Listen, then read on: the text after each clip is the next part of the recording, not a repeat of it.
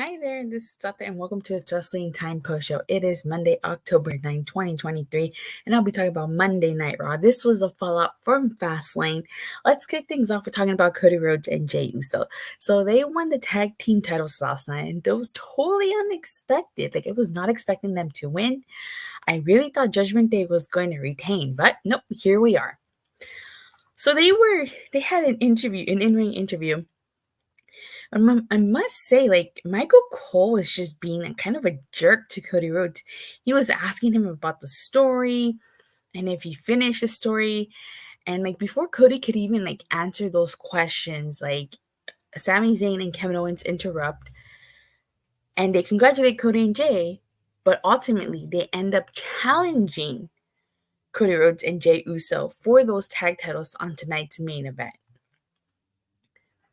So Cody ends up accepting the challenge, and like I said, the main event tonight was the Undisputed Tag Team title match. It was Cody Rhodes and Jey Uso versus Sami Zayn and Kevin Owens.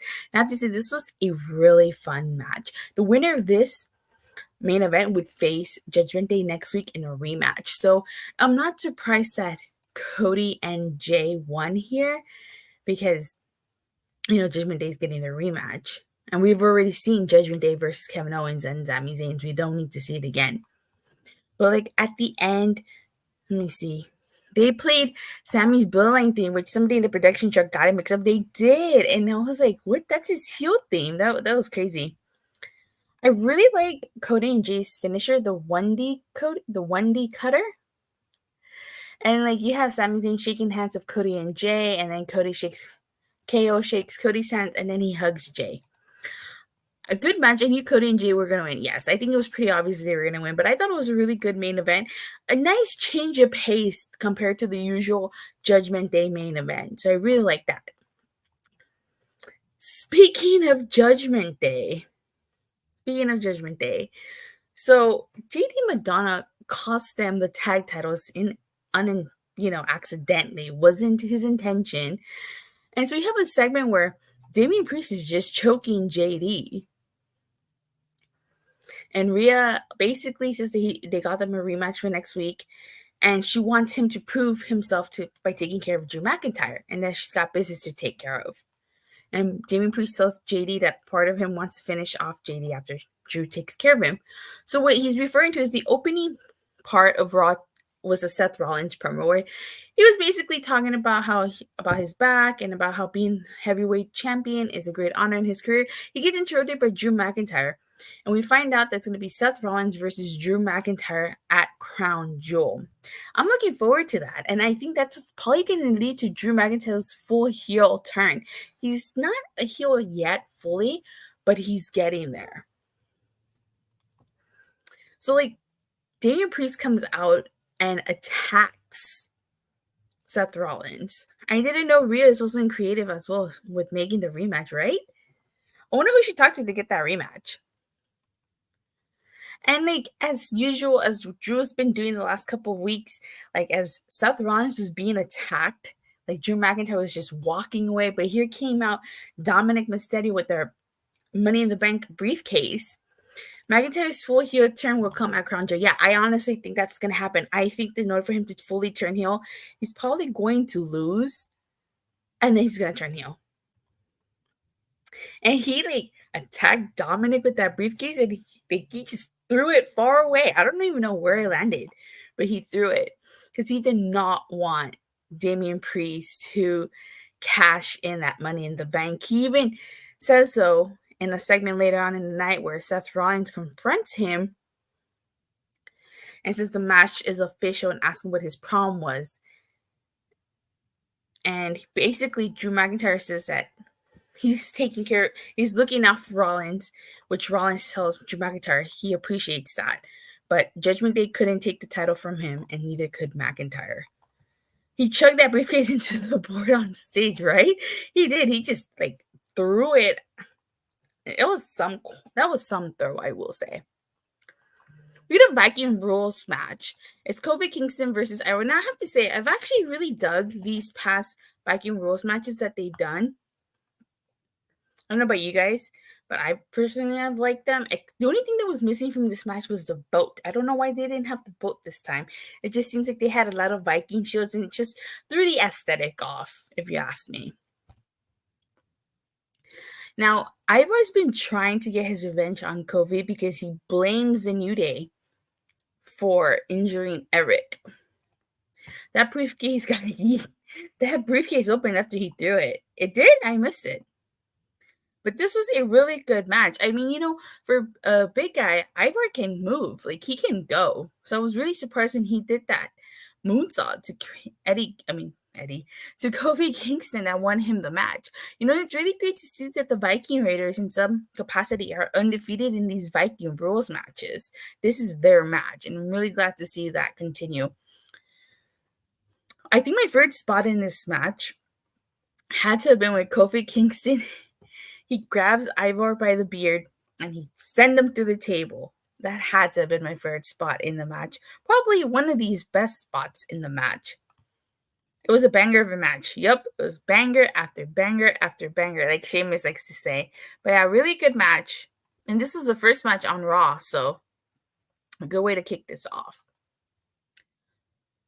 So you get a Shinsuke Nakamura interview, but he really doesn't say anything. Like, Ricochet just attacks him before he could even answer, which is going to lead into a 2 out of 3 falls match next week on Raw, because before Ricochet's match in that triple threat intercontinental title match, now Shinsuke Nakamura attacked him. And you know what move he used? He used a GTS to go to sleep. Again, it might not mean much, but it was kind of an odd choice to use, if you ask me. Had to have been a reason, right? Of course, they didn't call it the GTS. They called it a knee to the face. But since we're on the subject, let's talk about this triple threat IC title match. It was Ricochet versus Chad Gable versus Bronson Reed. I actually really liked this match. This was a good match.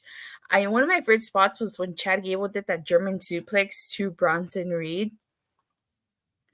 But Bronson Reed looked hella good in this match. I mean, it's so surprising. He was Jonah and he had those matches with a PCO and Impact. He looked good in those matches too. So this was no different. And since Bronson Reed did win with the tsunami to Ricochet, like, he's going to face Gunther next week for the Intercontinental title. And I actually cannot wait. That's going to be a hell of a match. Probably one of Gunther's biggest challenges to date. I do feel bad for Chad Gable because he's trying to get back into the IC title. But you know what? This actually makes sense. A good part was when Reed threw both Gable and Ricochet out of the ring. Oh, yeah, that was a good spot too. This makes sense because if you want to stall Gunther versus Gable, you got to make that chase, and you got to throw another wrench in Chad Gable's story. And this is another wrench. Okay, he got Bronson Reed.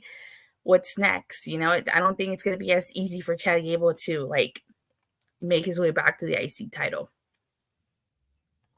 We get Raquel Rodriguez versus Nia Jax. Was not a huge fan of this match. I didn't care for this match. This match actually didn't even have a finish, because Rhea Ripley attacked Raquel Rodriguez and Nia Jax. And then we got Shayna Baszler attacking Nia Jax. And then the moment that I've been waiting for, I don't know about you guys, but we finally got a confrontation between Rhea Ripley and Shayna Baszler. They got in each other's faces. Shayna Baszler hit her with the German suplex and a running. This is what I'm talking about. We should have had this interaction from the get-go, especially after Shayna Baszler, sent Ronda, defeated Ronda Rousey. This is the type of interaction we should have gotten. Built Shayna Baszler up. Why don't stick her in another tag team with Zoe Starks?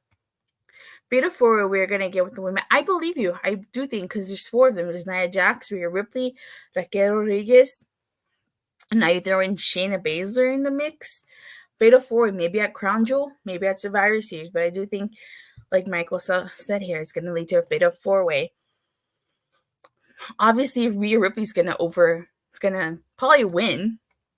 But I'm excited. I'm actually excited at that potential. Like, give me a singles rivalry between Rhea Ripley and Shayna Baszler. Seriously, they have history. It tells itself. Like, Shayna Baszler was NXT champion when Rhea Ripley was trying to become NXT champion.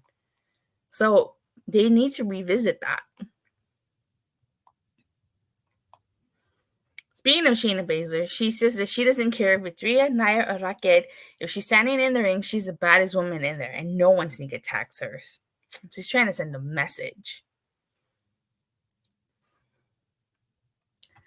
It was like Xia Li confronting Becky, which we haven't seen Xia Li in forever. I don't remember what was the last time we even saw Xia Li, but you guys know since Becky's doing these open challenges, first, she granted it to Tegan Nox, and now it seems like Xia Li wants an opportunity at the NXT Women's title.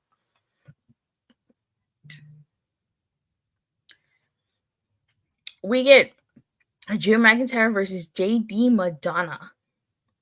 This was a decent match, but I feel bad for JD. I mean, Drew McIntyre beat him. Good to see Xia Li again. Yeah, definitely. I agree. I don't know where she went. I forgot.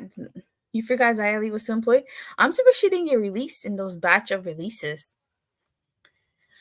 And, Damian Priest was watching this match backstage, and Rhea tells Damian Priest that before he does anything, she has an idea to trust her. So while Ricochet's looking for Nakamura backstage, you could see Drew McIntyre and Rhea Ripley talking to each other. I wonder what they were talking about. So it's like maybe Rhea Ripley offered a temporary truce with the Judgment Day. What do you guys think? Let me know in the live chat in the comment. What do you think Rhea Ripley and Drew McIntyre were talking about? They were obviously discussing business. So, but what kind? So, we get an NXT title match. It's Becky Lynch versus Tegan Nox. I thought this was a decent match. And that was a great showing by Tegan Nox. But we need to see more of her in order for us to take her seriously. I know hasn't been on TV the last couple of weeks, but still, we should definitely try to see more of her. But all right, so I'm gonna stop there because I already talked about the main event.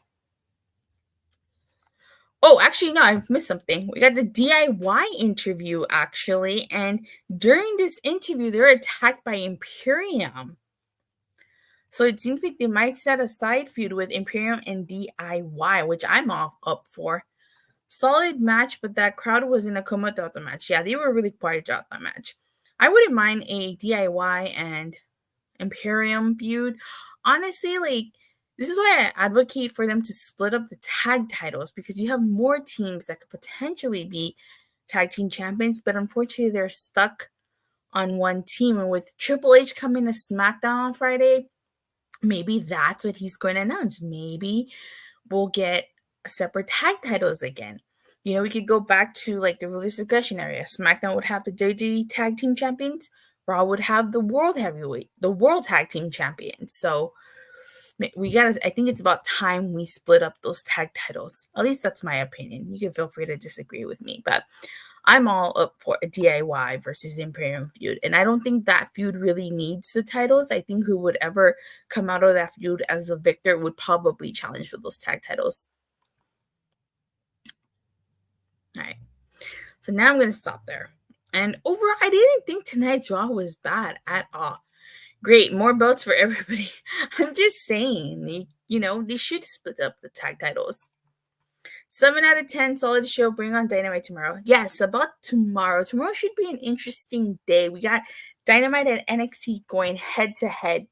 Now, I might watch both. I'm going to try to watch Dynamite and NXT. And if I don't do a review for Dynamite tomorrow, I will try to do a joint Dynamite NXT review on Wednesday. Should be fun. And it's going to be interesting because you guys know, if you guys follow me on Twitter or even watch any of my streams, I don't watch NXT, so should definitely be fun and a nice little change of pace. You get a belt. Trying to copy that Oprah meme. All right, well, with that being said, thank you guys all so much for watching and for the continued support. Thank you guys so much. I officially hit 700 subscribers now. I'm on the road to 1,000, so make sure you like and subscribe. And you hit that bell so you get notified whenever I go live or this video drops. And if I don't see you guys tomorrow, I'll definitely see you guys on Wednesday. Bye.